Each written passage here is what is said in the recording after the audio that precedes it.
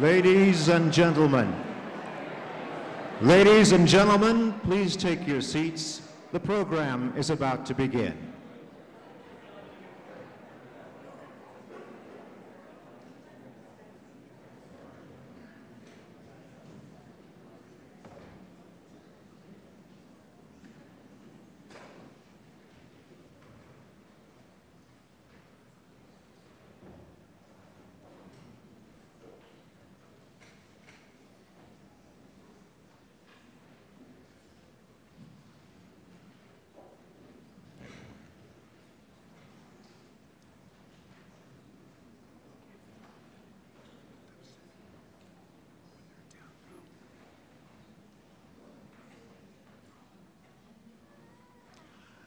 Ladies and gentlemen, please welcome the 14th Librarian of Congress, Dr. Carla Hayden.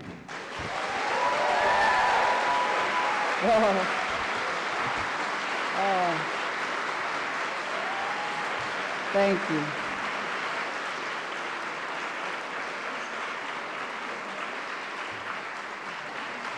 Good evening, and welcome to the 2017 National Book Festival Gala celebration, the opening of the festival. It is my great honor to be part of the institution that organizes and presents this wonderful public event.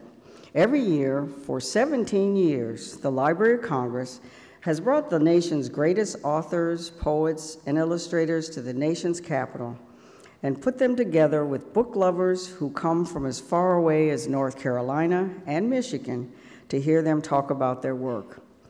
Everyone here tonight is part of that extraordinary effort, and I thank you for joining us this year. I want to say a few words about a number of people who can't be with us here because of the devastating floods in Texas.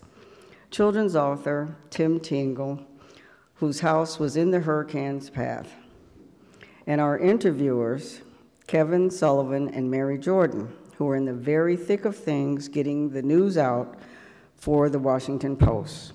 Our thoughts are with them and with all who have been affected. Now, you would not be here if you did not love books, and we wouldn't be here if the United States Congress did not love books. The members of Congress are the benefactors and overseers of this library, the largest cultural institution in the world, and we thank those members who are with us today.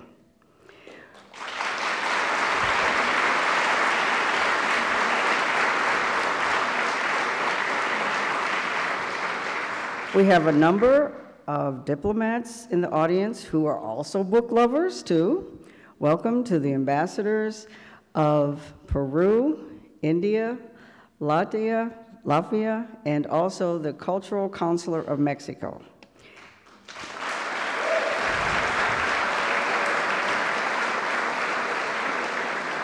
And thank you to the Mexican Cultural Institute, the Embassy of Colombia, the Embassy of Ireland, and the Embassy of Sweden for helping us bring superb talent from your countries to our shores.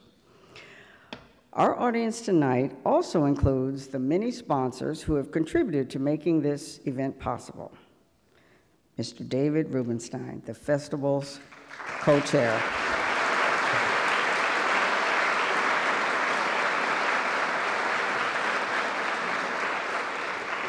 Charter sponsors, the Institute of Museum and Library Services, IMLS, the Washington Post, and Wells Fargo. You may clap.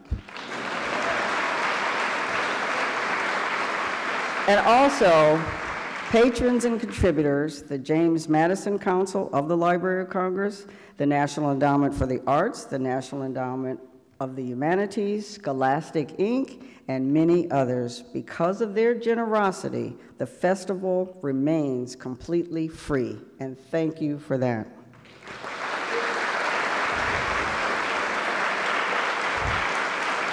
And there's more. There are more than 1,000 volunteers who give of their time. Library of Congress staff, the general public, the Junior League of Washington, and our introducers from the Washington Post, National Public Radio, and numerous other media organizations. And speaking of library staff, a team of more than a dozen have worked on planning tomorrow's event, which will offer the most impressive lineup of authors in the 17-year history of the festival. And so I'd like to especially acknowledge our festival organizers, Director Jared McNeil and Literary Director Maria Arana.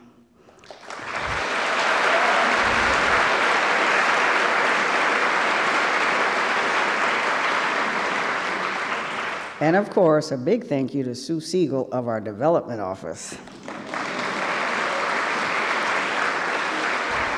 Now, the lively image you see here is from our festival poster, and it was designed by the delightfully talented artist Roz Chast.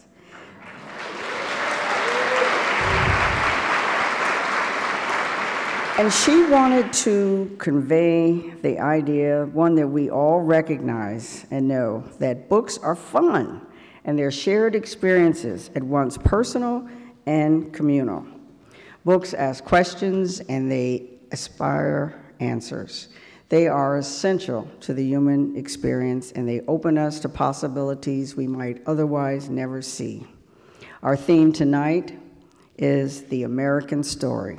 And I can't think of a better subject to relay the energy and diversity that all of the storytellers here tonight and at the festival will bring.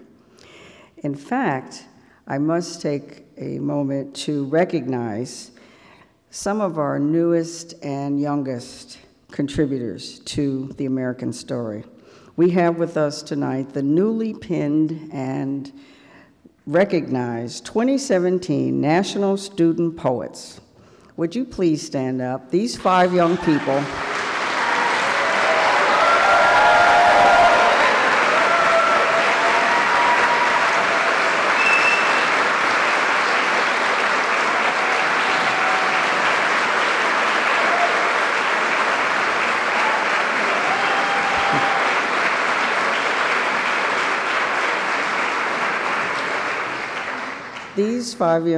will be spending the next year bringing words and the magic of words to young people throughout the country. They represent the 5 regions of the country, and they are, I think, the embodiment of what this festival is about. One of the great traditions of the festival has always been to bestow the Library of Congress Prize for American Fiction on Festival Day. This year's winner, Denis Johnson, to whom I offered the prize in March of this year, died tragically a few months later in May. We are honoring this great figure in contemporary American literature tomorrow with a posthumous conferral of the prize. It will be presented at the very top of our fiction stage and relayed to his widow, Cindy Johnson, along with the citations about Denis we have gathered from more than a dozen literary figures from around the world. And since we always feature our winner at this gala evening, we offer you now a very brief video on the life and work of Denis Johnson.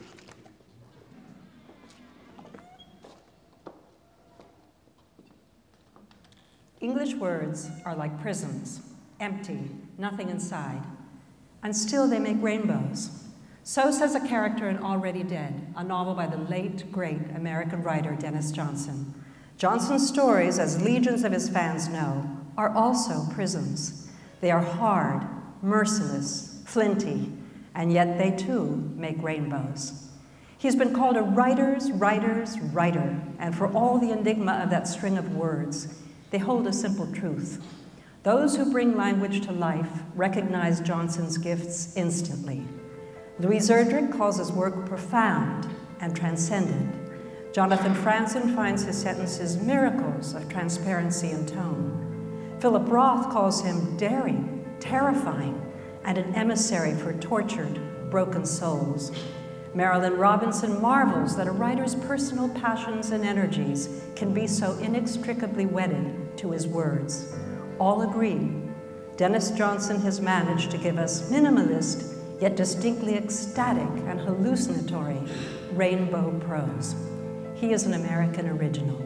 He was born in 1949 in Munich, Germany, and raised in Tokyo and Manila, the child of American diplomats. As a teenager, moving back to Washington, D.C. during the tumultuous 60s, he came to know the country and the restless characters he would capture so vividly in his fiction. He graduated in English literature from the University of Iowa and earned an MFA from the Iowa Writers' Workshop, where he returned as a teacher. He has also taught at Texas State University and the University of Texas at Austin. In the course of his fevered career, he published novels, short stories, journalism, and poetry. Among his best-known works are those about the flotsam and jetsam of American life: The Laughing Monsters, Nobody Move, Tree of Smoke, Already Dead, Jesus' Son, Resuscitation of a Hanged Man, The Stars at Noon, Fiscadoro, Angels. He's received numerous awards for these, including a National Book Award, a Lannan Fellowship in Fiction, a Whiting Writers Award, and in 2008, he was named a finalist for the Pulitzer Prize. Throughout, he has chronicled an America that has gone unobserved, unrecorded. Here are our drug addicts, our war veterans, our disaffected, our used up and left behind. And yet the most affecting and rewarding aspect of Denis Johnson's fiction is that in work after work, he has proved that beauty often lurks in unexpected places, that strength can be found in failure, that the human spirit is a fragile but resilient vessel. His is a very American story. He once described his works as pressure cookers of language, his characters as those who inhabit life's perilous edge. As time wore on, he found that he himself was all too vulnerable to these human frailties. When the Librarian of Congress, Carla Hayden, offered Denis Johnson the Library of Congress Prize for American Fiction in March of 2017, he wrote in an email message, "My head is spinning from such great news." 2 months later, tragically, he was dead. The library is very proud to honor posthumously this extraordinary human being and writer whose contributions to the American canon have been lasting and invaluable. As the librarian wrote when the prize was announced in June 2017, Denis Johnson was a writer for our times. In prose that fused grace with grit, he spun tale after tale about our walking wounded, the demons that haunt, the salvation we seek. We emerge from his imagined world with profound empathy, a different perspective, a little changed. We're very proud to count Denis Johnson among the distinguished winners of the Library of Congress Prize for American Fiction.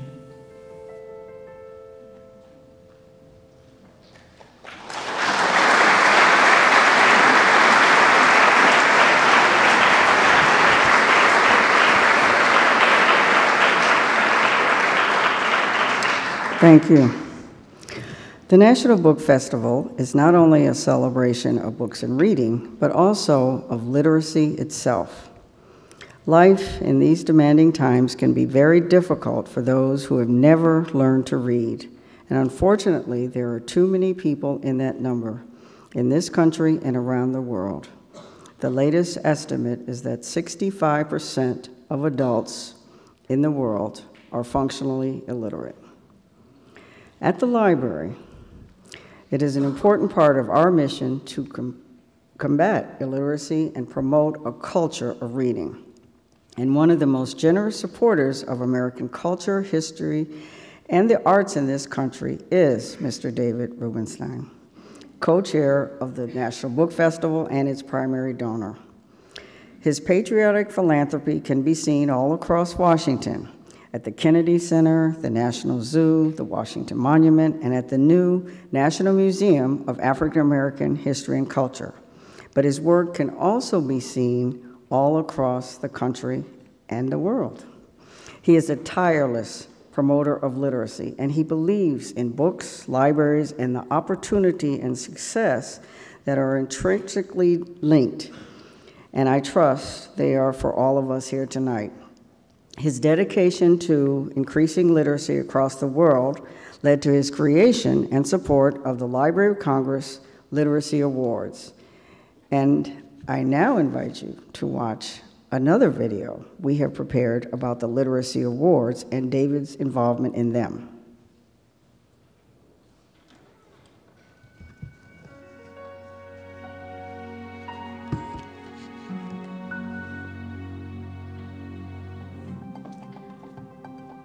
People who can read and do are healthier, happier, and live longer than people who can't. They are more likely to get preventative health care and less likely to go to an emergency room. Women and girls who are educated have fewer children, and those they do have are twice as likely to survive. Everyone benefits from literacy. For every 1% increase in a country's literacy rate, there is a permanent 1.5% increase in its gross domestic product. But illiteracy is widespread. Worldwide, 758 million adults, most of them women, cannot read or write a simple sentence. Illiteracy contributes to poverty and crime. 43% of adults with the lowest literacy levels live in poverty. 70% of adult welfare recipients have trouble reading. 75% of state prison inmates did not complete high school. Illiteracy is expensive. Low literacy levels cost the U.S. $225 billion each year in lost workforce productivity, crime, and unemployment. And illiteracy costs the global economy $1.19 trillion each year. Launched with the creative vision and generosity of David M. Rubenstein, the Library of Congress Literacy Awards recognize and promote the achievements of organizations whose innovative, research-based practices are improving literacy worldwide. Since 2013, these awards have provided more than $1 million to 77 institutions in 24 countries. This year, a committee of literacy experts evaluated 59 nominations and presented their findings to the Librarian of Congress, who selected winners in 3 categories. The $50,000 International Prize recognizes significant and measurable contributions to increasing literacy levels by an organization based outside the United States. The $50,000 American Prize recognizes significant and measurable contributions to increasing literacy levels on a national level. The $150,000 David M. Rubenstein Prize recognizes a domestic or international organization that has demonstrated exceptional and sustained depth in its commitment to the advancement of literacy. Please join Librarian of Congress Carla Hayden and Literacy Awards founder David M. Rubenstein in recognizing the achievements and innovations of the 3 organizations selected as winners of the 2017 Library of Congress Literacy Awards.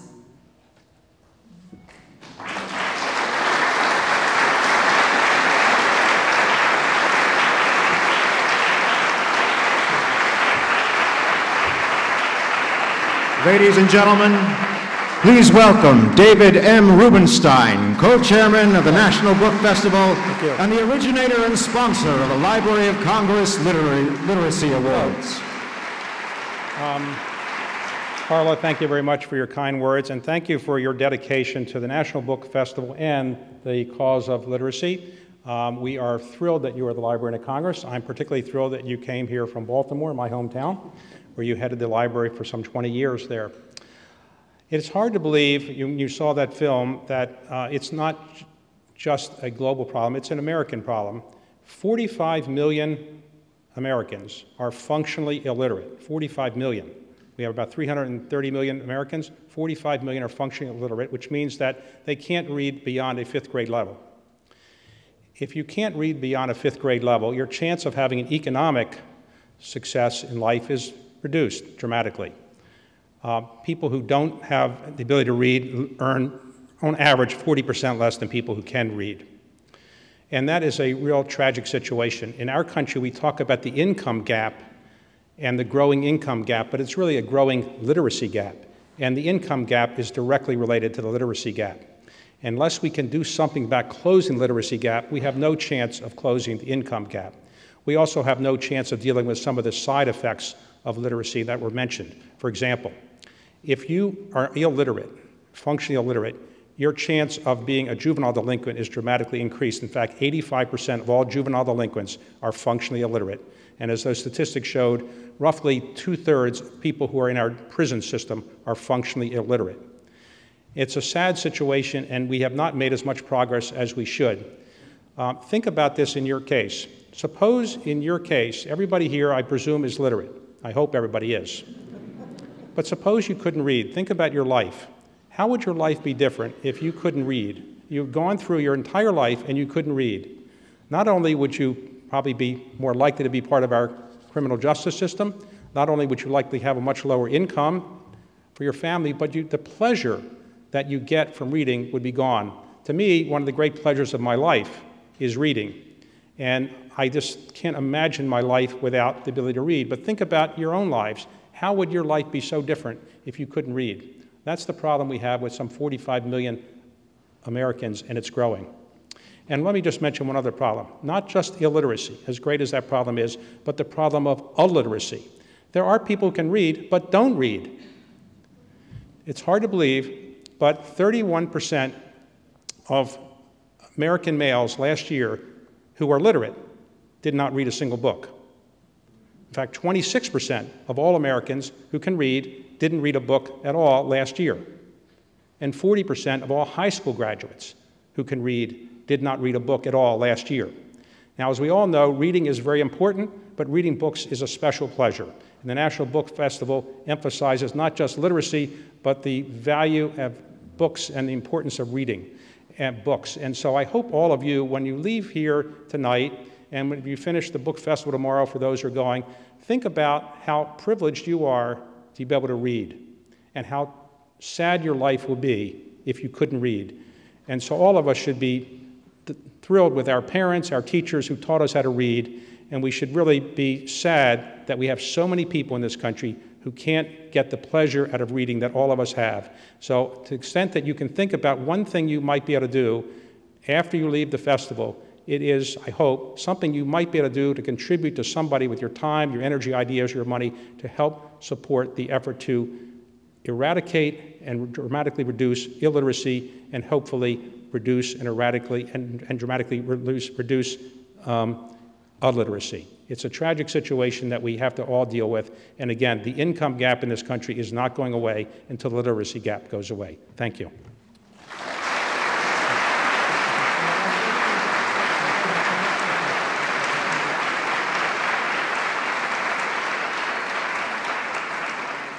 Ladies and gentlemen, the winner of the 2017 International Prize of the Library of Congress Literacy Awards is Prothom Books, creator of Storyweaver, an online digital repository that offers stories in mother tongue languages free of charge to children in India. Accepting the award for Prothom Books is Chairperson Ms. Suzanne Singh.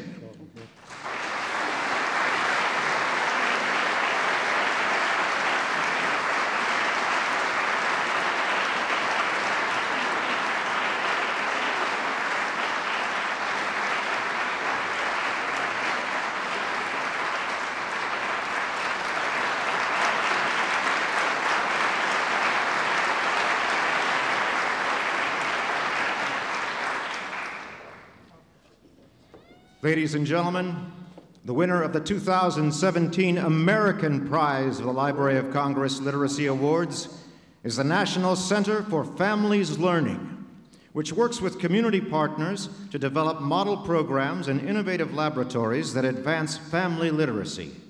Accepting the award for the National Center for Families Learning is President and Founder, Ms. Sharon Darling.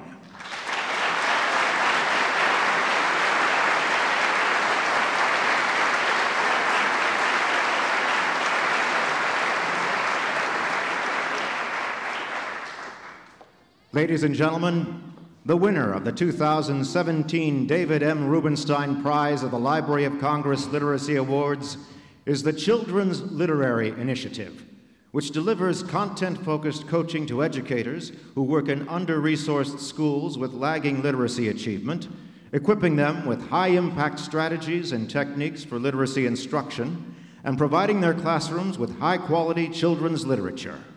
Accepting the award for the Children's Literacy Initiative is Chief Executive Officer Dr. Joel Zaro.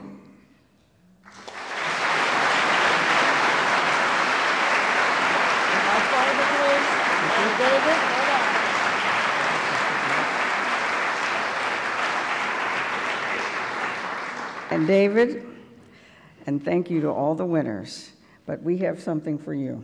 Uh-oh. It's okay. We'd like to present you with a token of our appreciation for all you have done to make the Literacy Awards and the National Book Festival a success. So here is a specially framed facsimile of the Book Lovers Map of the United States. And you'll see that it has portraits of great American writers, including Ralph Waldo Emerson, Nathaniel Hawthorne, and Edgar Allan Poe, Baltimore, Walt Whitman, and Mark Twain, and all the places they're from. But thank you, David. Thank you very Really. much. Thank you. Thank you very much. Thank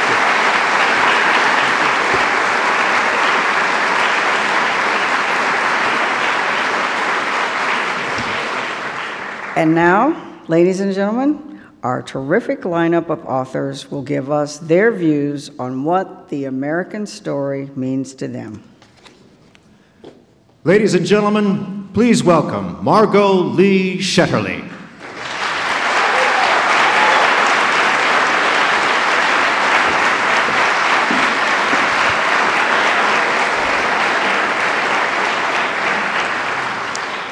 It is such an honor for me to be here in a room full of writers, so many of my literary heroes here tonight. America may be the only country in the world founded by a bunch of writers. Jefferson, Hamilton, Madison, Franklin, their prose and their lucid ideas about the nature of humanity and freedom is some of the most admired and influential writing in the history of the world. America is essentially a work of imagination, so it's no surprise that we, its citizens, devote so much of our lives to pursuing an American dream and to telling an American story. Growing up in Virginia in the 1970s and 80s, however, I could never seem to find my story in American history. I remember elementary school and junior high school and dreading those few days when the social studies curriculum turned its eyes to Black history. There was slavery and Martin Luther King, and that was about it. Black history in the classroom was always a discussion of racial violence and disenfranchisement and shame. The idea that simply by virtue of the color of their skin, my forebears were considered legally, socially, and economically less than full citizens of this country and less than fully human.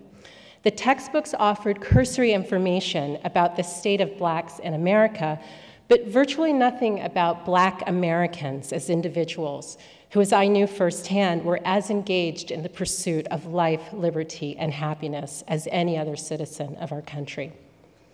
Where were the stories of the protagonists? I grew up in a world where robust families and members of a dynamic community dreamed of a better future, and they found ways great and small to fight against injustice. They did all they could to help people do their best work, whether that work was cleaning other people's houses, as my grandmother did, or calculating orbital trajectories, as did the women that I write about in Hidden Figures. Where in those history books were, for example, the business people who pooled their resources to provide mortgages to Black homeowners, or the teachers like my mother, or the scientists like my father? Well, there was the chemist George Washington Carver, and he was the Black scientist that everybody heard about during class. And they had that poor guy working overtime during Black History Month. In general, however, I could not square the textbook's narrow and degraded presentation of the past with my present, and I certainly had problems attaching that past to my future. I was an ambitious handful of a whippersnapper, ready to take on the world. And as far as I was concerned, history was simply ballast. It was something meant to be offloaded if I was going to be able to rise and pursue my version of the American dream. So it's no surprise that when I graduated from the University of Virginia, I chose a career that seemed to me the perfect opposite of history: investment banking. But as hard as I tried, I simply could not outrun the history. After decades of living and working outside of Virginia, and in fact, outside of the United States, I recently moved to Charlottesville, Virginia. So today, not only am I working as a writer and a historian, I am living history in a way that is terrifying and fascinating, and that I never thought would occur in my lifetime. The recent white supremacist march happened on the grounds of the school where I spent 4 years of my life. The counter-protests and the attack took place in downtown Charlottesville. The Confederate statues that ignited the firestorm are a 20-minute walk from where I currently live. Now, there's been a lot of talk around Charlottesville and around the country about how what happened there 3 weeks ago doesn't represent Charlottesville or America as we currently believe it to be. I love my country passionately. I love my native state, and I love my adopted city. But I also know the painful history and what happened on August 12th. That too is Charlottesville and America. It's an America that has battled the better angels of our nature from the very beginning. For example, from the 1930s through the 1950s, my alma mater and other Virginia universities paid qualified black students to attend graduate school out of state rather than to allow them to continue their educations at home in Virginia. Virginia closed its schools rather than complying with the Supreme Court's Brown versus Board of Education decision and allowing the blacks of the Hidden Figures generation to learn alongside whites. And that was nearly a century after the end of the Civil War. My father is a retired NASA scientist. His name is Robert Lee, and his family roots are in Westmoreland County, Virginia, which also happens to be the birthplace of the Confederate General Robert E. Lee. America is about both the slavery and racial terror associated with the Confederate monuments, and it is also about those beautiful revolutionary ideals of progress and freedom that were written into existence by our founding documents. But it's also about so very much more. As James Baldwin said, American history is longer, larger, more various, more beautiful, and more terrible than anything anyone has ever said about it. I believe that one of the reasons why the push to remove these statues is so strong right now is because the statues symbolize not just the presence of the racial apartheid that marks our history, but it also signals an absence, the absence of tales of people who lived not just Black lives, but American lives. People who pushed our country to live up to its founding ideals, not in spite of their history, but because of it. That absence has created a powerful vacuum, one that is urgently trying to absorb the stories of people like Dorothy Vaughan, Mary Jackson, Katherine Johnson, and Christine Darden, the women that I write about in Hidden Figures. Hidden Figures is a Black story, and it's a Virginian story. It's a women's story, and it's a mathematician's story. But most fundamentally, it is an American story. In the time since my classroom days, I've come to understand that learning history isn't just an encounter with oppression or with pain. It's a necessary condition for progress and for social change. And now I know that storytelling, that most human of activities, storytelling determines both the meaning of our past and also the trajectory of our future. No one knew that better than our founding writers. They wrote our country into existence. And for those of us whose history here began with a bill of sale, not the Bill of Rights, it is our job to be the protagonists of our own stories and to write our lives into the great epic of America. Thank you.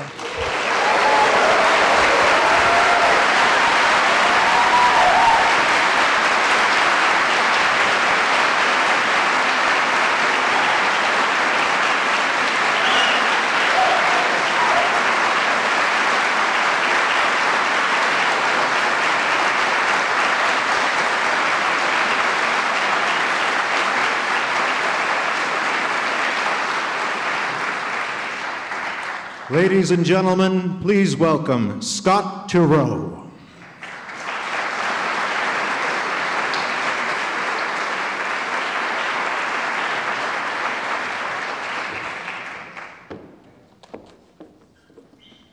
Tough act to follow. I'm going to start off script for 1 second because I was lucky enough to be at the first National Book Festival. I've returned from time to time, and it is certainly my favorite event of its kind, and that is for 2 reasons. One is because, to me, writers remain the true rock stars, and I love being able to breathe the same air as so many great writers as are going to be here this weekend and are here tonight. And secondly, if you think about it, this is the only official national celebration that we have of books and authors and readers. And it's a great thing that we do that. So I need to thank the Library of Congress, Dr. Hayden, David Rubenstein, who's had his shoulder to the wheel for several years now, Maria Rana, everybody else who has labored to bring this weekend into being, because it really is a peak moment for the American literary community. Anyway, now, of course, I will talk about myself. As a kid, I watched too much TV. That, at least, was the opinion of my aunt and uncle from California, which they expressed tirelessly to my mother whenever they came to stay with us in Chicago. The one-eyed monster, as my aunt called it, was going to gnaw through my brains, dull me permanently, and prevent me from reading. Much to my dismay, my mother took their warning seriously because both my aunt and uncle were, yes, psychoanalysts, which to my mother made them truth-tellers on the level of oracles.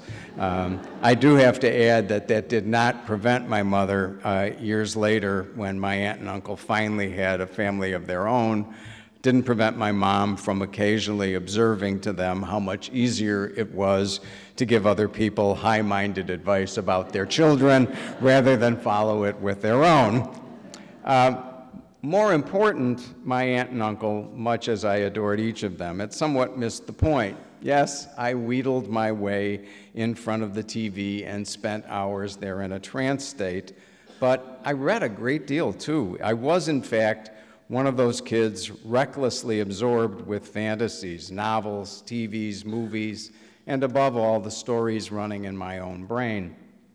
I was, I guess, accommodating reality only in very small doses.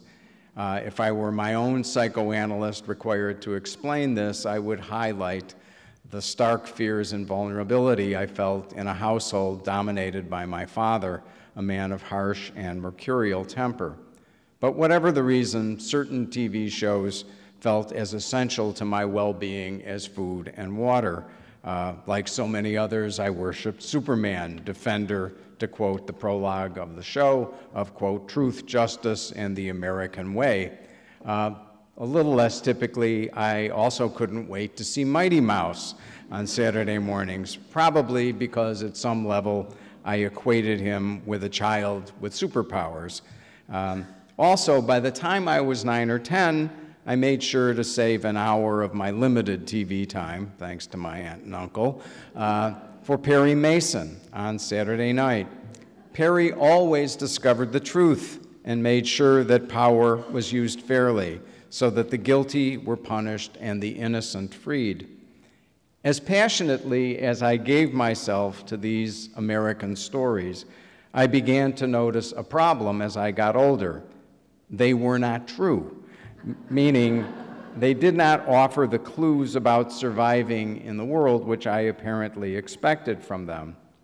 It is, of course, a given of every childhood to learn there are no Santa Clauses or superheroes. But in real life, I realized there couldn't even be a Perry Mason. In time, I grew savvy enough to realize that Hamilton Berger, the hapless district attorney, couldn't possibly have kept his job if every week he lost to Perry Mason. This struggle between hope and reality, child and adult, led to an internal dialogue that went on inside me for many years, which I ultimately ended up incorporating in my second novel, The Burden of Proof. My hero, the defense lawyer, Sandy Stern, my own answer, I suppose, to Perry Mason, is long past his child-rearing years when Stern unexpectedly finds himself babysitting for Sam, a precocious 5-year-old who sits down in Stern's lap as they study the night sky. "Sandy," Sam said suddenly, "does good always win?" Stern nearly asked what Sam was referring to, but restrained himself with the thought that it was unseemly to be evasive with a 5-year-old. "No," Stern said finally, "not always." "It does on TV," the boy said. This was offered in part as refutation. "Well, it should win," said Stern. "That is what television is showing you." "Why doesn't it win?" "It does not always lose. It wins often, but it does not win every time." "Why not?" "Sometimes the other side is stronger. Sometimes both sides are good in part. Sometimes neither," Stern thought. "How much does good win?" Sam asked. "A lot?" "A lot," said Stern. He had meant to answer as often as it loses, but he felt this was inappropriate and perhaps not even correct. There was no place for brutal honesty with a child. The questions implicit in this conversation have been the obsessions of my adult years, deciding what is good in the first place and defining the circumstances in which it is entitled to triumph, how to deal fairly with the bad, and how to survive as a human when those efforts founder. They were, I realize now, the themes I was writing about when I made my first serious efforts at fiction in college, and they remained my core emotional concerns and drove me from academic life to law school in my late 20s. Furthermore, like all of my beloved fellow writers at this wonderful festival, I have had the extraordinary good fortune of finding out that these questions and the stories I have written about them preoccupy not only me, but many other Americans. No surprise, really. De Tocqueville told us that from the start, the law has been the binding fabric of America. That is because we are not simply a country, a group of people drawn together by the commonplaces of geography or even language. Our fellowship in the United States is based on a larger mutual adherence to certain central ideas, that government must be subordinate to law, and what I've always regarded as the greatest American ideal of all, the one that Thomas Jefferson and his co-authors borrowed from John Locke, namely that all persons are created equal. Our biggest idea is that government must treat every citizen with the same concern and respect and guarantee to each citizen an equal voice in the governance of the nation we have formed together. So my story, as I understand it, is part of that much larger story, the one we tell together every day and the one that we must always strive to make ever truer. Thank you.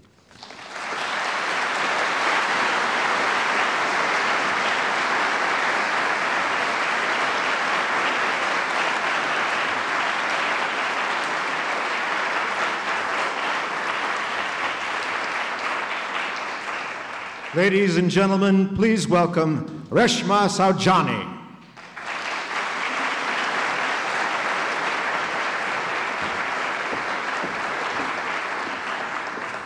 Thank you so much. It's a huge honor to be here today.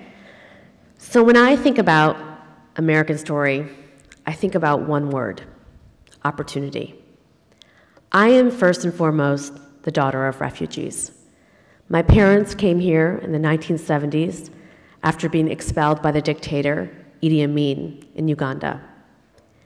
They were lucky for one reason, and one reason alone.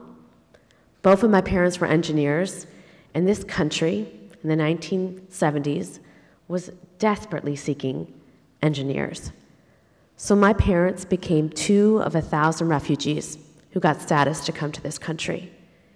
And even though they were engineers, my father worked as a machinist in a plant and my mother sold cosmetics.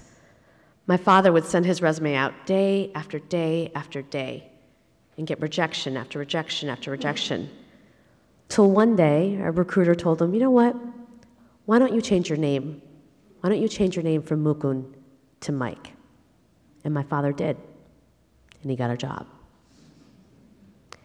Every night, no matter how tired my dad was, he would sit me on his lap and he would read to me about Dr. King, Mahatma Gandhi, Eleanor Roosevelt. And I knew then that when I grew up, I wanted to give back to this nation that had literally saved my parents' life. So at age 33, I decided to do that. And I ran for Congress in a New York City Democratic primary against an 18-year incumbent because I thought that that was a great idea.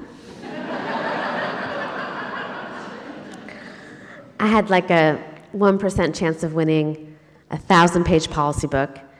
I remember the only thing my friends and I knew how to do was build a website, and we built one. And we raised like $50,000 from Indian aunties that were just so happy an Indian girl was running. And it was the best experience of my life. And I lost, miserably. I was broke, humiliated. I had pissed off everybody in the Democratic establishment. But when I went to bed that night, in my victory party that never ended up happening, the faces that I kept seeing over and over and over again were actually the ones that I had never met on the campaign trail. Because you see, as the members of Congress who are in this room understand, when you run for office, you end up going into a lot of schools. And I would go into computer science classes and robotics labs, and I'd see hundreds of boys clamoring to be the next Steve Jobs or Mark Zuckerberg. And I thought to myself, where are the girls? And this question of where are the girls started as a question and became my obsession because it didn't make sense to me. At a time where women are the majority in college, the majority in the labor force, where are we in this industry that is literally shaping our collective future? And it also didn't make sense to me as the daughter of immigrants, as someone who has benefited from opportunity, because I knew that there were 500,000 open jobs in computing and tech, and that we had only graduated 40,000 computer science graduates, compared to China, which graduated 350,000 engineers. And I also knew that our families were changing, that 45% of the breadwinners in our country were women, and that it's women in towns and parishes that put food on the table and pay for the mortgage. So why were they disappearing from this industry? And I realized, well, it wasn't always this way. In the 1980s, almost 40% of computer science majors were women, and today that number is less than 18%. If you were a cynic, you would think that as an industry becomes more powerful, we push women out. So the failed politician, the non-coder, oh yeah, I don't code, decided to do something about it. And I started an organization called Girls Who Code to offer free programs to girls after school and over the summer to teach them to get a shot at the American dream. And 5 years later, we've reached 40,000 girls in all 50 states. And as much as I am a feminist with a capital F, I do not believe in gender parity for the sake of gender parity. I believe that when we teach girls to code, we give them a shot to march up into the middle class, and we make sure that there is no innovation that will ever be left on the sidelines. And I see this every day. I see this in Jasmine, who lives in California, Oakland. Her mother works at Burger King, single mom, family of 4. Every day, Jasmine would take 2 buses and 2 trains to go from her house to Facebook to learn how to code. And in our program, you can build whatever you want. Jasmine decided to build an app called Wacky Words to teach kids SAT words, because too many kids in her community, they wanted a shot at the American story, but they didn't have money for fancy tutors and the SAT classes. She built an app not for herself, but to help others. I think about Courtney, From Carrollton, Ohio, father drives an oil rig. Carrollton has been decimated by the heroin epidemic. There's no Wi-Fi in the homes, no Wi-Fi in the schools, but still, every week, 40 girls meet in the local library to learn how to code, to get a shot at the American dream. The same look that I see in Courtney's father's eyes is the look that I saw in my father's eye. He would do anything and everything for me to have a shot at the American dream. This is possible. I feel blessed that we've had an opportunity to write a book, because year after year after year, we have to turn girls away. And I want to make sure that girls across the country have a shot to march up into the middle class.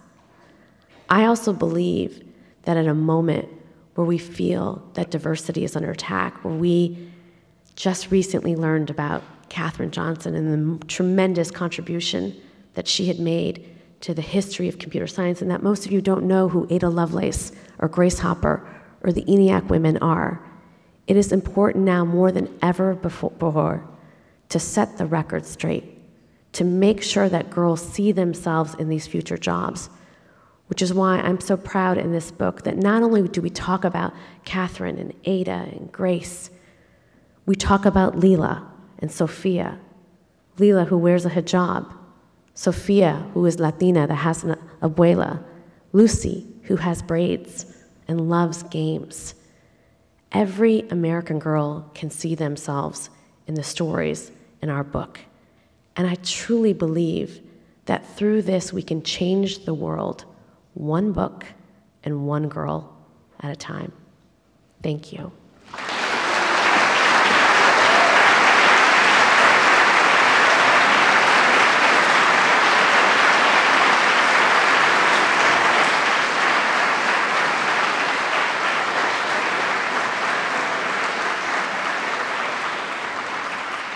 Ladies and gentlemen, please welcome Diana Gabaldon.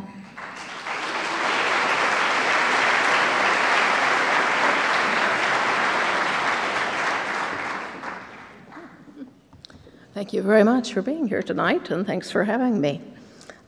Be relaxed, they said. Be casual, they said. Do it in 7 minutes, they said. Okay. Guten Abend, which some of you may know means good evening in German. And the reason I say that is because most of you have no idea how close we came to having everyone in this room know what that meant.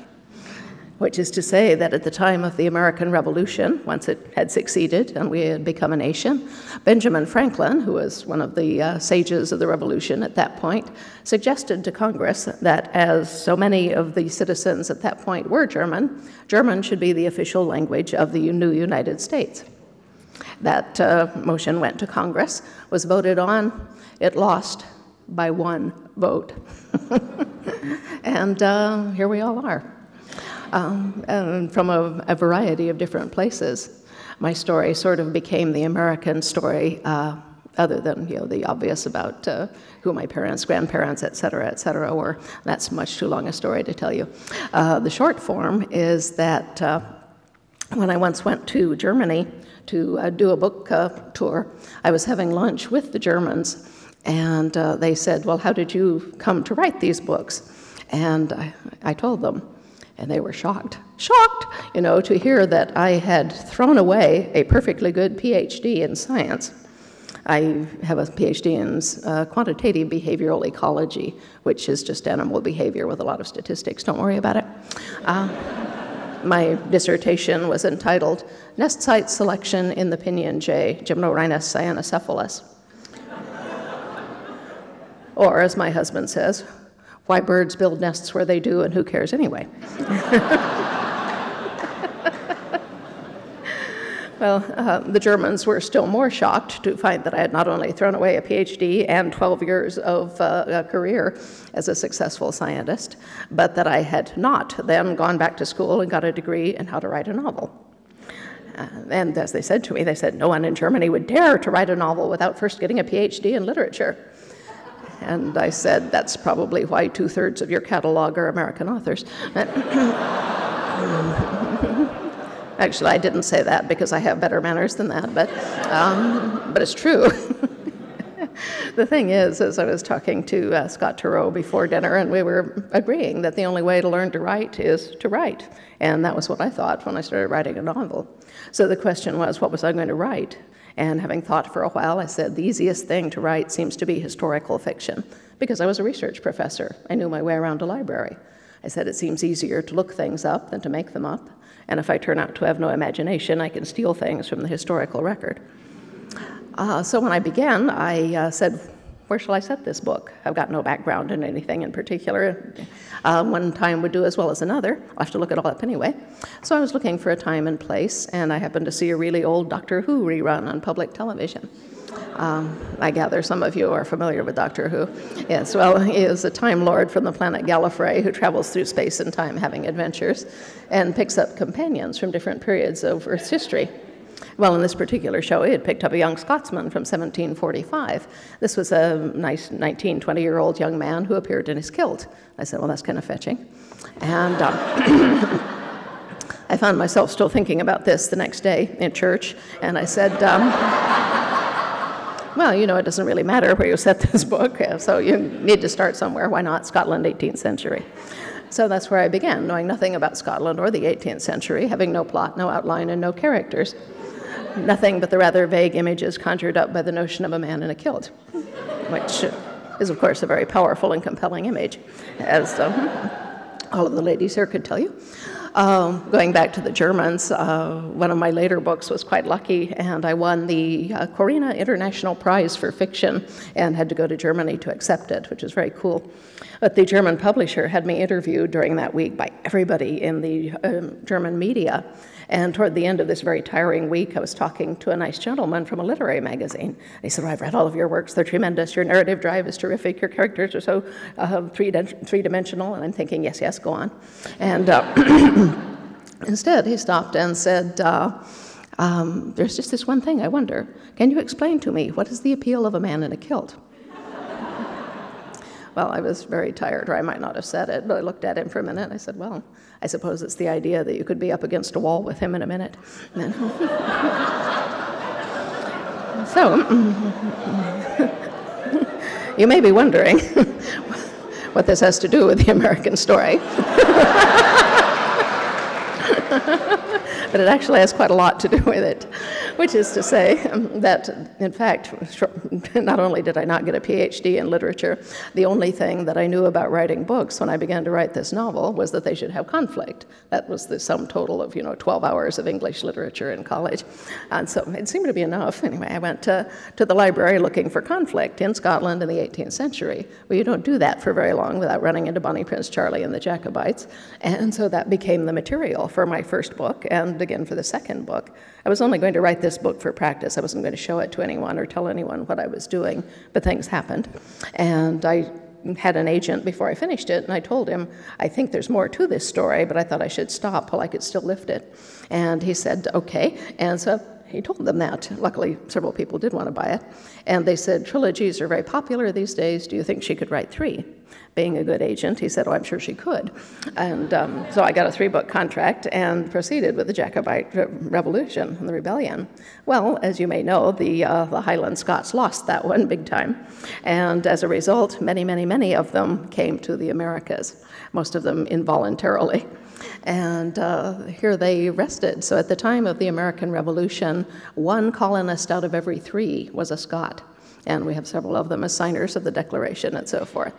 Now, people reading my books at the end of the second book, they got the third book and said, what is this? It's not in Scotland. And I said, no, didn't you notice they lost at the end of the last book? And they said, but we want to read about Scotland. And I said, well, tough. The story went, across the ocean. Now we're in America. So that's where the story has developed over the next 6 books and so forth. And I became increasingly interested in how many different people contributed to the American story at this point in time. We're working our way through the several years of the American Revolution, and we're dealing with Quakers and Moravian Germans and non-Moravian Germans, and with the Gaels from the Highlands, the Lowland Scots, also with with the Africans who were there, most of them involuntarily as well. Interestingly enough, the Highlanders and the Africans had much in common, both being involuntarily there, many of them being in servitude, but also there was quite a lot of cultural overlap, in part owing to the music and the songs that they had. You will find something called call and response singing in African American early music, which has contributed to American jazz. What's interesting is that you will find that very same thing amongst Gaelic Highlanders who had never seen Africa and evidently came up with it on their own.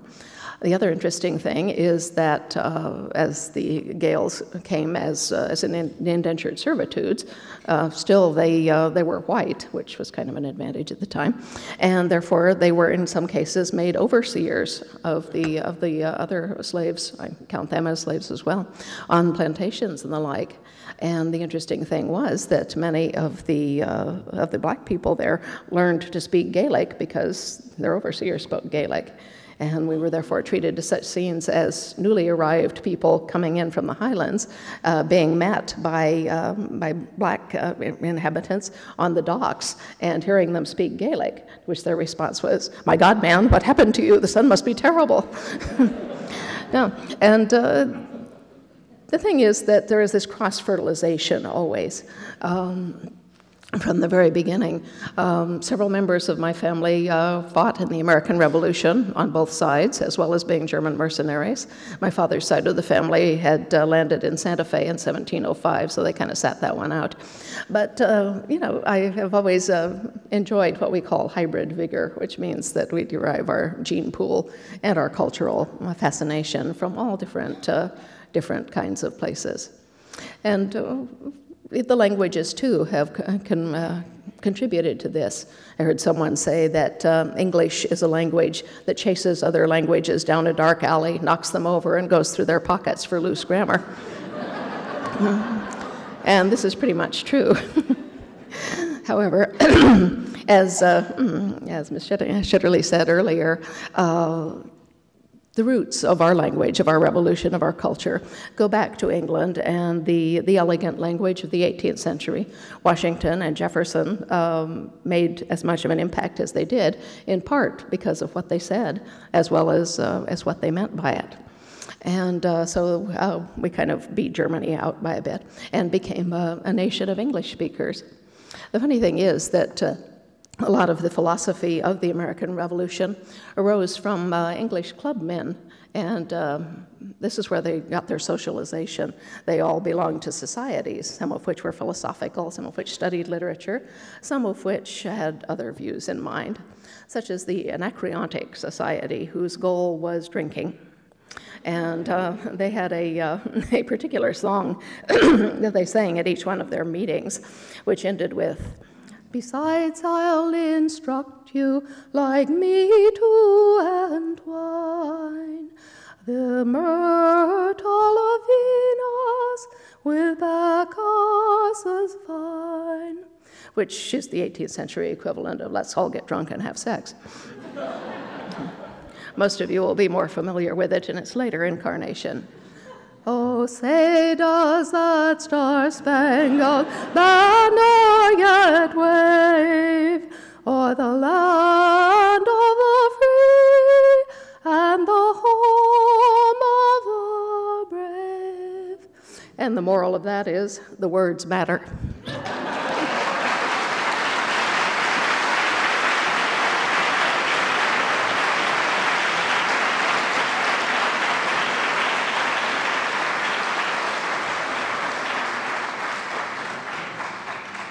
Ladies and gentlemen, please welcome David McCullough.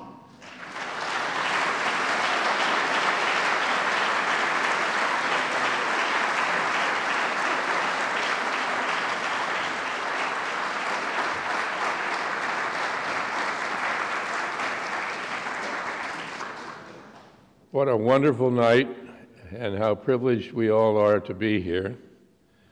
I just look at these fabulous words up here: Library of Congress, National Book Festival.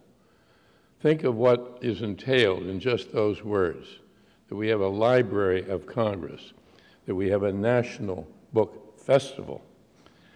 And to take part in it as one of the writers is for me a very high privilege, and I am pleased to say that I've been involved with this event since its beginning in 2001, and approve it with all the enthusiasm I can of keeping it going, and keeping it going indefinitely.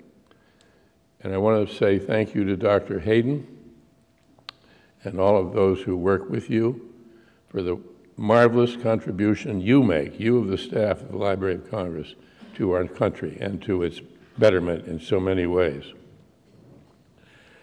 I have been devoting my working life to the American story for over 50 years. And I'm ever grateful that I somehow had the good fortune to wander into this way of life, this way of contributing what I can to the betterment of our country.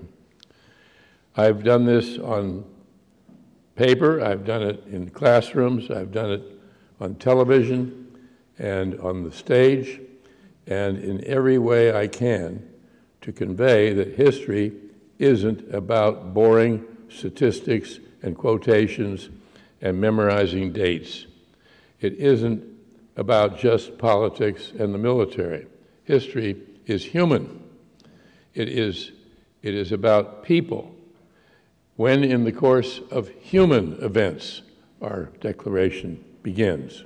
And the operative word there is human. And I've had wonderful responses from readers and television viewers and students that I've lectured in colleges and universities all over the country. And the compliments I take very much to heart, including one that happened in the most unexpected way just 2 years ago in Boston, where we had that horrendous blizzard series of 9 feet of snow in a matter of about a month or less. It was a blizzard every 2 or 3 days with brief intervals where we could try to get out to get food, to get provisions to survive.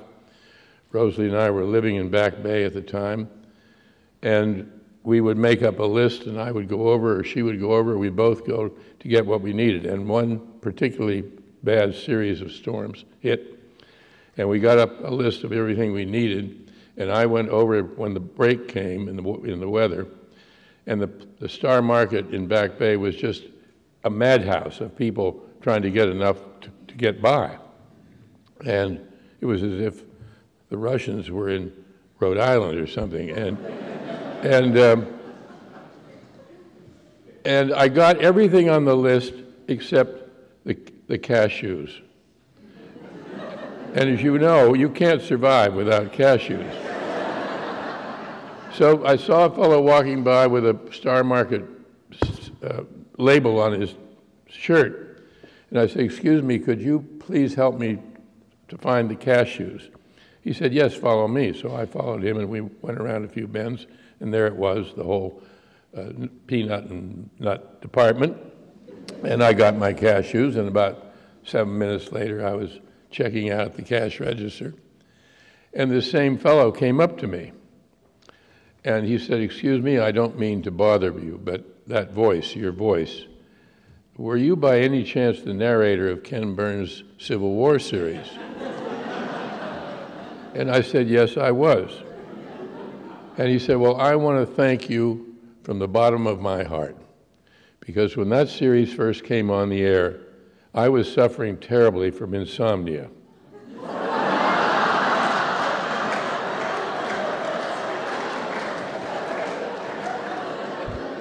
He said, "I'd hear your voice and go right out." So I hope very much I won't have that effect on all of you tonight. I found my vocation here, in the Library of Congress. I had wanted to be a writer. I'd gone to Yale University, and I majored in English.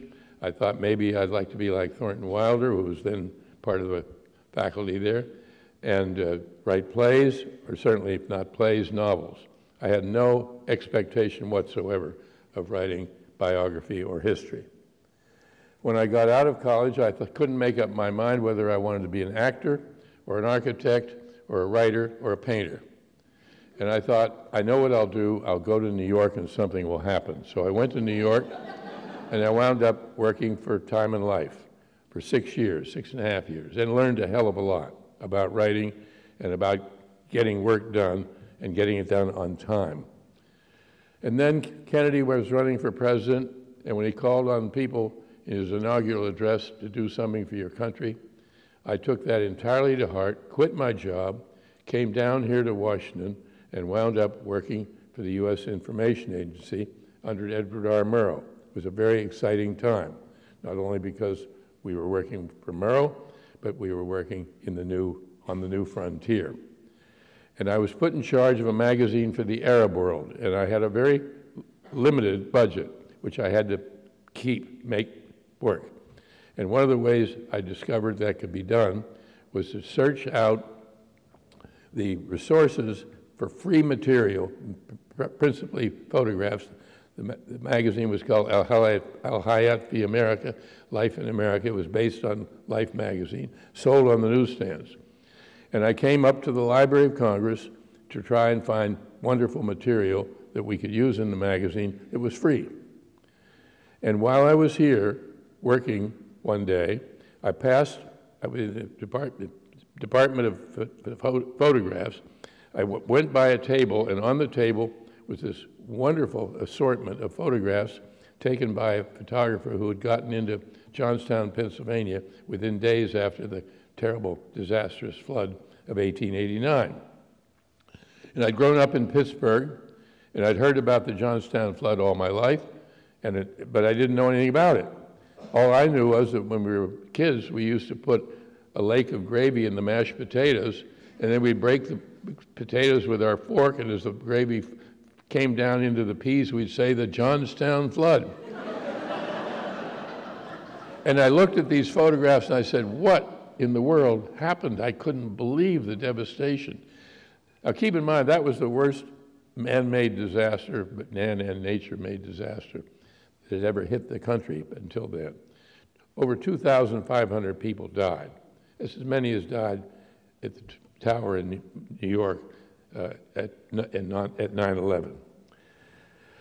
And I got interested in it, and I took a book out of the library, this library, and it wasn't very good. The author didn't seem to understand the geography of Western Pennsylvania.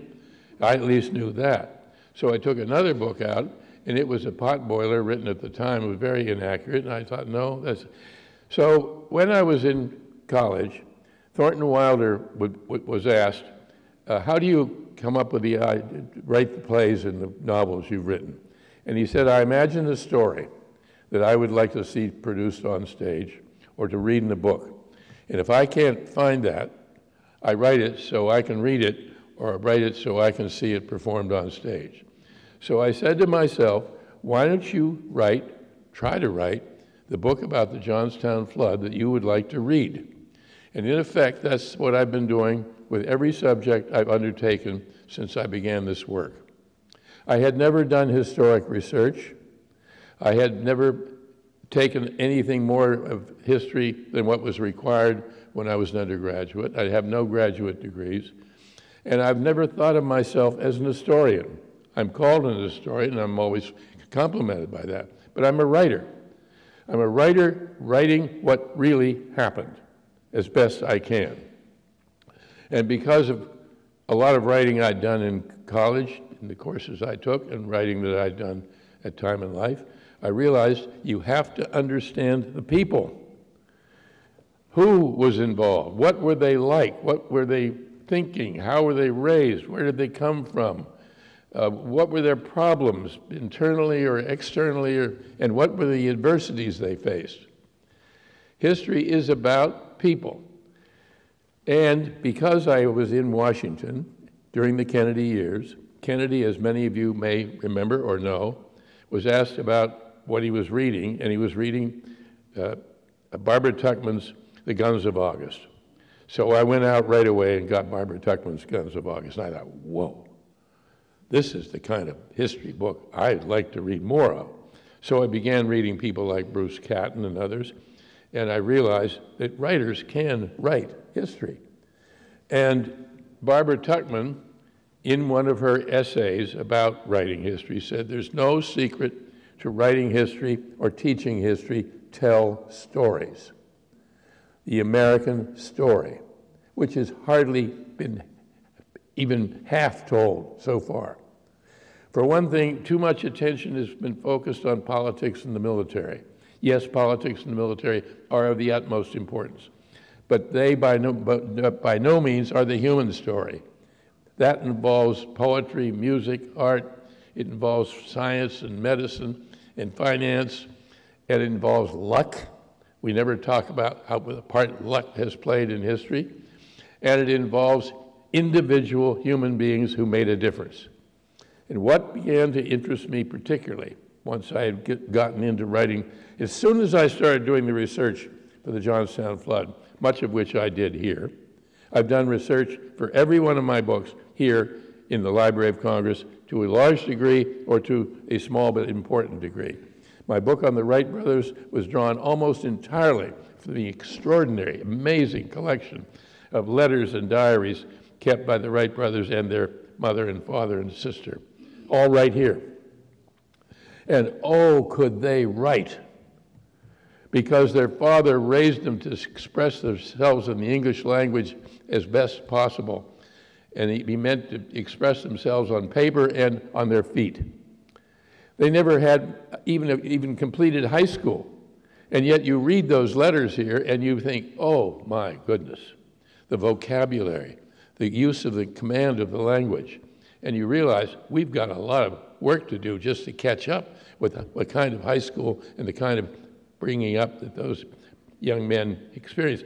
They lived in a house that had no running water, no indoor plumbing, no central heat, no telephone, but it was a house full of books because their father believed you had to read, and you have to read above your level. So there were no children's books. They were all real books, and they read all their lives.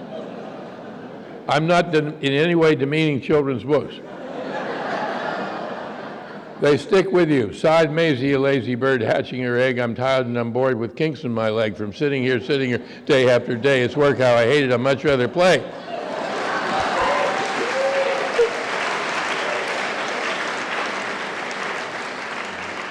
When I first went in grade school, we were told we could go and visit the school library. And this was in kindergarten. And we went in and, oh boy, were we thrilled. And the librarian, Miss Powell, we all sat down at the little tables. The librarian said, now did you all bring your library shoes? Meaning you're going to be quiet. I thought, my mother didn't tell me I had to have library shoes, and I felt so awful. I felt so insecure that I didn't have my library shoes. I can't come into any of these libraries without wondering whether I still have my library shoes on.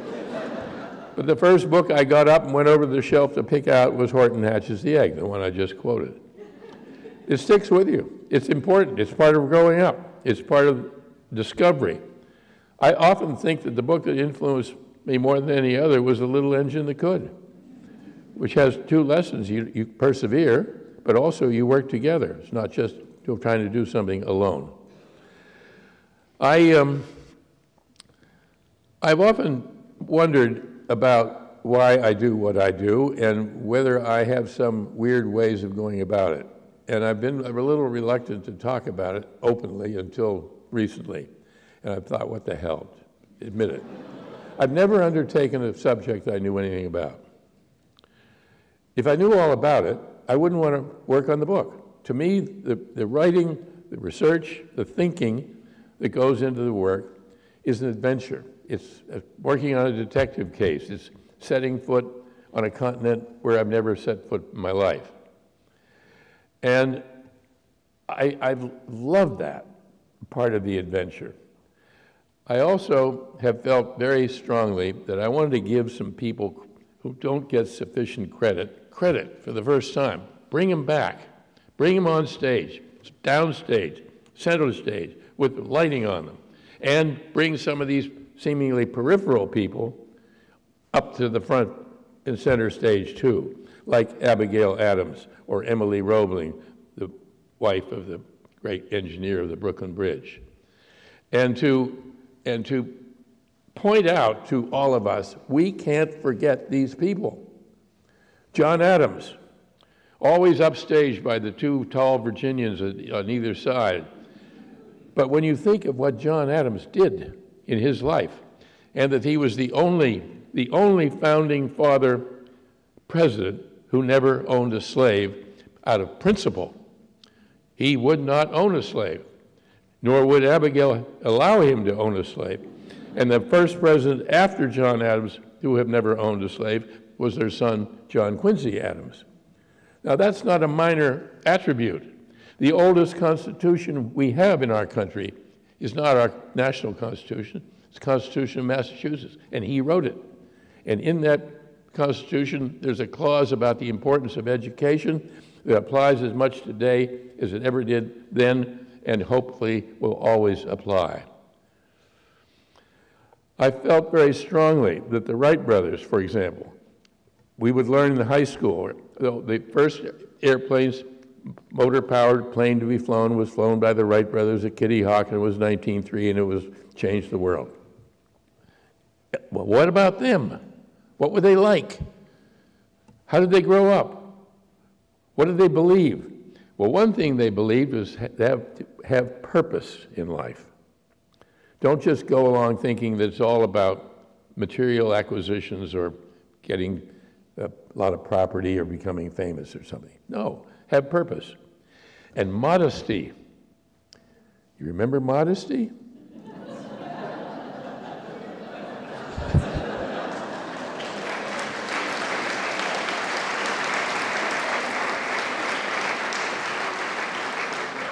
The Wright brothers never bragged a word about what they had achieved. The Wright brothers never said anything derogatory about their rivals, never, because that was the way they were raised. And to be loyal and to be honest, to tell the truth. And it's the way many of us, most of us, I like to think, were raised. And we still believe that. And we also still believe that our story as a country is a story of progress. It doesn't always come easily. It doesn't always come instantly. It isn't always apparent right away, but it is progress. When I was working on my book about Johnstown, I spent a lot of time in Johnstown, and I heard about the engineer who helped bring the Bessemer system to the steel mills in Johnstown very early, one of the earliest mills in the country to develop the Bessemer process. And this fellow was always working on developing new machinery, new equipment, new devices. And his famous line was, after they'd been working for months and months on a new piece of machinery, he'd say, "All right, boys, let's start her up and see why she doesn't work." That's what we're about. It's called the empirical method. You try something, and if it doesn't work, you study why it doesn't work, and then you fix it. And then maybe eventually it will work. And it's been true all along. And we are constantly making progress, which we don't recognize as progress because we're in the thick of it, we're in the midst of it, as everybody always was. When you think, for example, of what's happened in our country, in our lifetime, in medicine, it's utterly phenomenal. I think that future historians may very well, looking back on our time, say to themselves, well, that's what the real history was then. That was the history being made. And it comes from ideas. It comes from education. It comes from imagination and genius. Yes, it does happen because some people really have that touch of genius, and they should be part of history. Those doctors whose names don't figure at all, we should know exactly who they were and what they did. Just as is true about our painters and our writers. The arts aren't the main dish of history, and shouldn't be treated that as something like the parsley around the edge of the main dish. The arts are part of the main dish. They are, indeed, in many ways, what will last longest. Kennedy said it in one of his great speeches, that when it's all said and done, it may be what we did to contribute to the human spirit. And of course, very few of our presidents have ever known how to use the English language as effectively as John Kennedy. I thank my lucky stars that I quit my job in New York and came to this city when I did. It not only changed my outlook, it changed my life, but it's given me ambitions to expand the experience of being alive through the experience of history, through the experience of our story in a way that probably would never have happened had I not taken that step and that venture. And every time I come into this library, I thank goodness we live in a society, in a country, that puts the library on our Acropolis right here with our Capitol, because that's the way it should be. That's how we should feel about it. And I know we all have favorite libraries in our hometowns or where we grew up, but this is one of the miracles of the American story, this